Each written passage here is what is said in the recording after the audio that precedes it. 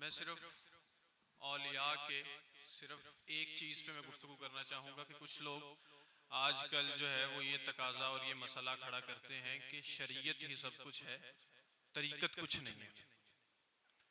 तो इसमें मैं एक जो है वो बात अर्ज करना चाहूँगा कि हदीस है बुखारी शरीफ की कि हज़रत अबू हुरैरा रज़ियल्लाहु ताला अन्हु हुजूर के पास हाजिर हुए और हुजूर से अर्ज की उन्होंने कि या रसूल अल्लाह, मैं आपकी हदीसें सुनता हूँ लेकिन मुझे आपकी हदीसें याद नहीं होती और सुनते साथ ही भूल जाती हैं। तो हुजूर ने हजरत अबू हुरैरा रज़ियल्लाहु ताला अन्हु को फरमाया कि अबू हुरैरा अपनी चादर फैलाओ। तो उन्होंने अपनी चादर फैलाई तो हुजूर ने दो चुल्लू में दो इल्म अता किए, दो अनवा इल्म की अता की, एक दफा फिर दूसरी दफा, और फिर उनको फरमाया कि अब तुम चादर जो है वो उसको तय कर लो। तो हजरत अबू हुरैरा फरमाते हैं कि वो जो दो अनवा इल्म की थी उसमें से मैंने एक जो उसके इल्म की नौ थी वो सबके सामने पेश कर दी, जिसमें अहकाम व अखलाक की तालीम थी, जिसमें शरीयत की तालीम थी, और दूसरी जो इल्म की नौ थी वो मैंने छुपा के रखी, अगर वो मैं लोगों के सामने जाहिर कर दूं तो लोग मेरा गला दबा दें। तो सूफिया जो है वो इस दूसरी जो है वो इल्म की नौ से मुराद लेते हैं। सूफिया ने जो है वो एक तहरीर फरमाई है कि ए परवरदिगार आलम, अगर मैं इल्म की हकीकत को जाहिर करूं तो मुझे कहा जाएगा इन लोगों में से जो है जो बुत परस्त हैं, और मुसलमान मेरे कत्ल को हलाल समझने लगेंगे और जो काम करते हैं उन्हें अच्छा जानेंगे। यानी सूफिया के नजदीक ये वो इल्म है जो, क्योंकि हजरत अबू हुरैरा सहाबे सुफा में से हैं, तो सूफिया का अकीदा यह है कि वो जो दूसरी नौ का इल्म था वो वाला इल्म है जो सीना दर सीना औलिया को अता हुआ, जो फैज सीना दर सीना औलिया को अता हुआ।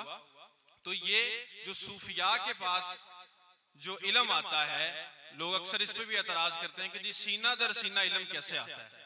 तो जो इल्म हजरत अबू हुरैरा को हुजूर ने राज के तौर पर अता किया वो सूफिया को सीना दर सीना मुंतकिल होता है। और लोगों का अक्सर ये भी होता है कि जी गोशा नशीनी में क्या है, भी अक्सर औलियाए किराम गोशा नशीनी क्यों इख्तियार करते हैं। तो इसमें ख्वाजा साहब ने अपनी किताब में लिखा है कि हुजूर ने पहले 40 साल भी गोशा नशीनी इख्तियार की, 40 साल के बाद नबूवत का ऐलान किया, 40 साल तक अपना इखलाक अपना किरदार लोगों के सामने पेश किया, गारे हिरा में गोशा नशीनी इख्तियार की, उसके बाद नबूवत का ऐलान लोगों के सामने किया। तो गोशा नशीनी जो है वो औलिया के लिए अपना किरदार दूसरों के सामने पेश करने का एक मौका होता है कि पहले वो सिर्फ कॉल नहीं करते, वो फेल करके दिखाते हैं। उनके कॉल और फेल में तजाद नहीं होता।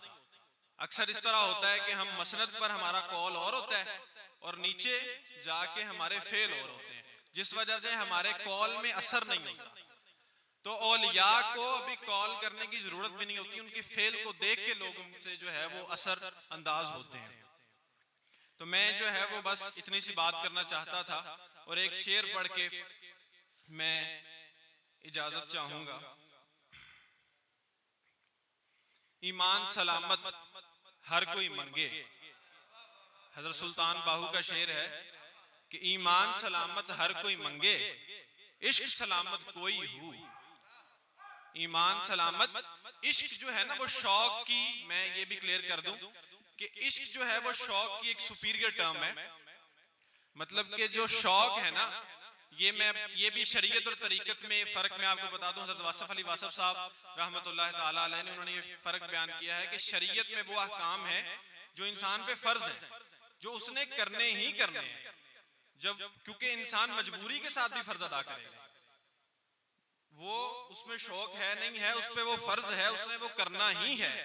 और तरीकत में ये फर्क है कि तरीकत में शेख हुजूर की मोहब्बत इस कदर दिल में डाल देता है कि वो जो फर्ज पहले मजबूरी से अदा करता था वो शौक से अदा करता है।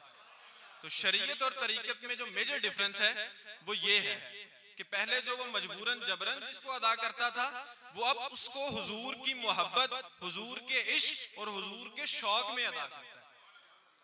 तो इश्क में ये फर्क है, ईमान सलामत हर कोई मंगे, इश्क सलामत कोई हो। मंगन ईमान ते शर्मावन इश्कों, दिल नू गैरत होई हो।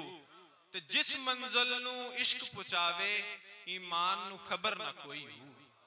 जिस मंजिल नू इश्क पहुंचावे, ईमान नू खबर ना कोई हो। मेरा इश्क सलामत रखी बाहू, ईमानो दिया धरोई हो। वमा अलैना इल्लल बलाग।